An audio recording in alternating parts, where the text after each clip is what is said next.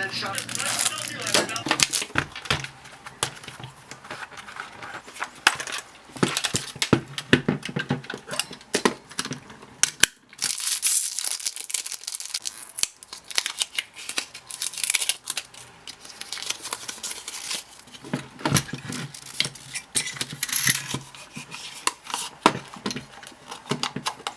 So this is going to be a quick video on the Argus ArgoFlex.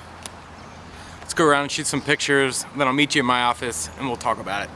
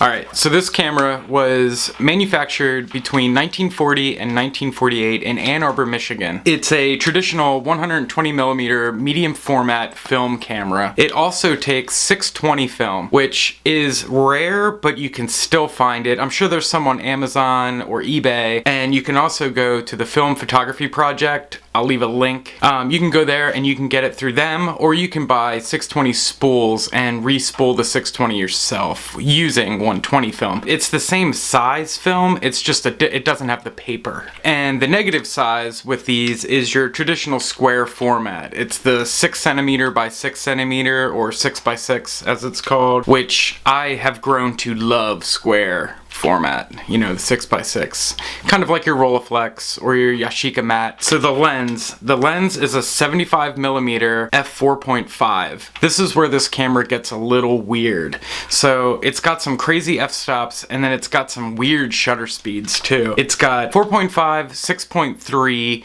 9, 12.7, and 18. So the highest is 18. And then the shutter speeds go from 10, 25, 50, weird, 100, and 200. It's got a bulb mode and a T mode. It's a TLR, so it's a through the lens. It's this is actually the first waist level viewfinder camera I ever used, and when you first get a waist level viewfinder, it is something else, because you're going backwards, you're going forwards, you're crooked.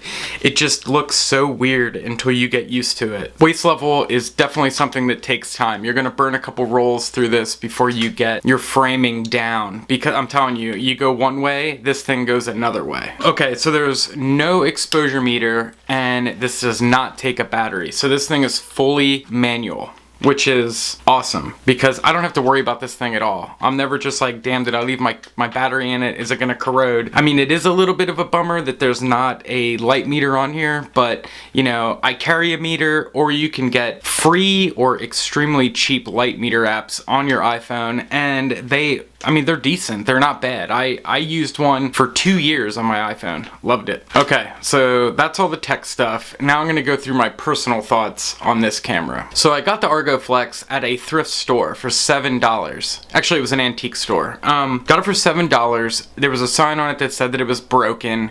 It was a broken shutter, so the spring wouldn't reset. So I ended up taking it apart and fixing it with a little Q-tip and some rubbing alcohol. Ever since then, it's worked fine. When I got it, I didn't understand the waist level viewfinder like I explained earlier, and it was a little bit of a learning curve from going from shooting digital and then 35mm, and that was all I really ever shot before. Definitely awesome first medium format camera to own. Once I got the hang of the viewfinder, I had just fallen in love with this camera. I mean, other than the weird shutter speed and apertures, it's an awesome camera. As you saw in the pictures when we first started this video, it takes, you know, vintagey looking photographs. I definitely wouldn't use this for a professional shoot or anything crazy like that I like need focus dead on, that has like tack sharp, because there's nothing tack sharp about the lens on this thing. Probably just because it's like a cheaper glass, and I don't think this thing was ever really meant to be a pro camera. It's hard to shoot 400 speed film during the day because the shutter only goes to 200. You can definitely make it work. It's a good camera, especially if you shoot color film in it. You can really push the shit out of color film. But yeah, I usually use it for, you know, some sort of landscape shots. How about I show you?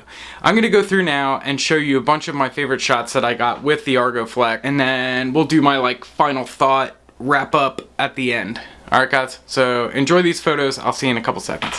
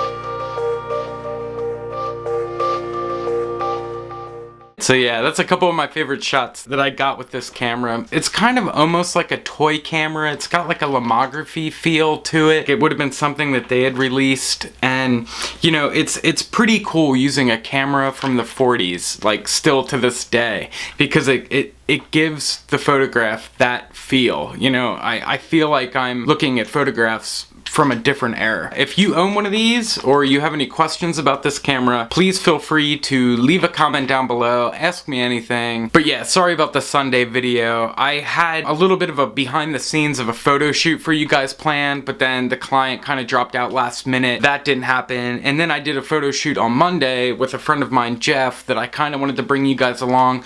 But also, I just wanted to kind of be in the moment. I didn't really want to, you know, take away from his, you know, experience with this by shoving another camera in his face, recording everything. That'll be part of my weekly wrap-up video this coming Sunday, which I will do. I didn't mean to keep missing videos. The good thing about YouTube is it kind of lets you let people know now via text, which I didn't realize that was a thing. I'm gonna leave you with that for today, guys. Again, if you have any questions about the camera or anything at all, if you have any video ideas that you want me to see, I think the next camera review up is going to be the Canon QL17. It's definitely one of my favorite cameras. It's a rangefinder. I haven't done any of those yet on here, so look forward to that next Wednesday. I think that's it, guys. I will see you Sunday with the wrap up. Later.